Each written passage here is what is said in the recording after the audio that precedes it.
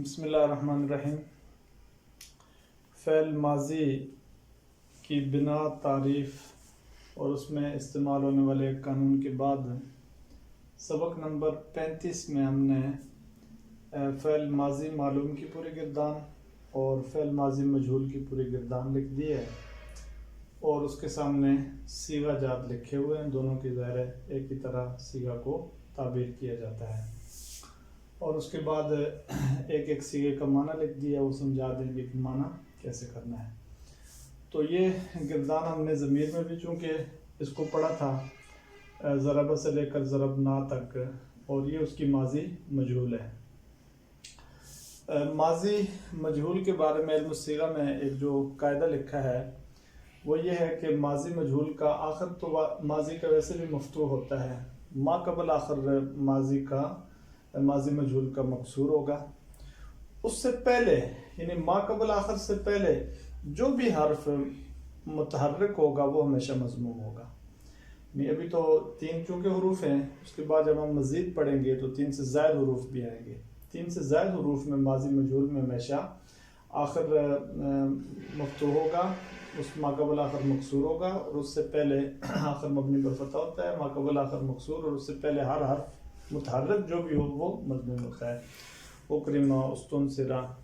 اور اکتسبہ وغیرہ۔ بہرحال ماضی معلوم کی گردان ضرب ضربا ضربو، ضربت ضربتا ضربنا ضربتا ضربتما ضربتم، ضربت ضربتما ضربتمنا ضربت ضربنا، اور مجہول جب آ جائیں تو ما قبل آخر کو کسرہ دے کے ضربا ضربا ضربو ضربنا تک رہ گئی۔ صیغہ جو ہم نے ترتیب لکھی تھی ضمیر کو تعبیر کرنے کی، تو وہی ترتیب یہاں بیان ہی صیغہ کی تعبیر کی یہی طریقہ ہے اور وہی ترتیب ہے۔ یعنی ضربہ بھی ضربہ دونوں صیغہ واحد مذکر غائب، ضربہ یا ضربہ دونوں مذکر تثنیہ مذکر غائبین، ایسے ہی جمع مذکر غائبین، ضربت واحدہ مؤنث غائبہ، ضربتا تثنیہ مؤنث غائبتین، ضربنا جمع مؤنث غائبات، اور پھر یہاں مخاطب واحد مذکر مخاطب سے لے کر جمع مؤنث مخاطبات تک 6 صیغے مخاطب کے، 6 غائب کے 6 مخاطب کے، 2 صیغے آ جاتے ہیں متکلم کے، ضربتو اور ضربتو، اور ضربنا ضربنا یہ متکلم مال غیر کے۔ یہاں ایک صیغہ کا معنی لکھ دیا ہے ماضی معلوم میں، معنی یوں ہوگا ضربہ مارا سے ایک ماضی زمانہ گزشتہ میں،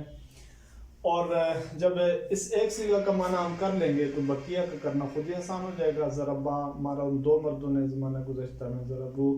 مارا ان سب مردوں نے زمانہ گزشتہ میں، ضربت مارا اسے ایک عورت نے، ایسے ہی ضربتا مارا تو ایک مرد نے، ضربتی مارا تو ایک عورت نے، آخر تک۔ ضربتو کے معنی میں ہم یہ کہیں گے کہ مارا میں ایک مرد یا ایک عورت نے، کیونکہ دونوں کے لیے استعمال ہوتا ہے، اور ضربنا میں ہم کہیں گے مارا میں ایک مرد، یعنی کہ ہم 2 مرد یا 2 عورتوں نے، یہ سب مرد یا سب عورتوں نے۔ یہ بات سمجھا دی تھی کہ چونکہ یہاں غائب میں بھی 6 استعمال ہوتے ہیں صیغہ جات اور مخاطب میں بھی 6، تو متکلم کے لیے جب 2 رہ جاتے ہیں تو تعبیر سب کے لیے کرنی پڑتی ہے۔ اور ضربتو مارا میں ایک مرد یا ایک عورت نے، ضربنا مارا ہم 2 مرد یا 2 عورتیں، سب مرد یا سب عورتوں نے، اور ایسے ہی ماضی مجہول میں ہم معنی کریں گے ضربہ مارا گیا وہ ایک مرد زمانہ گزشتہ میں، تو ضربہ کا جب معنی ہو جائے گا تو آخر تک اس کا معنی ایسے ہی دوہرا لیا جائے گا۔ ضربہ مارے گئے وہ 2 مرد، ضربت ماری گئی وہ ایک عورت، ضربتم مارے گئے تم سب مرد، ضربتو مارا گیا میں ایک مرد یا ایک عورت، ضربنا مارے گئے ہم 2 مرد یا 2 عورتیں، یہ سب مرد یا سب عورتیں۔ تو یہ ماضی کا طریقہ کار ہے، گردان اور اس کی صیغہ اور معنی بتانے کا یا معنی سمجھنے کا یہی طریقہ ہے۔ آج تک کے لیے اتنا کافی ہے۔ السلام علیکم ورحمۃ اللہ وبرکاتہ۔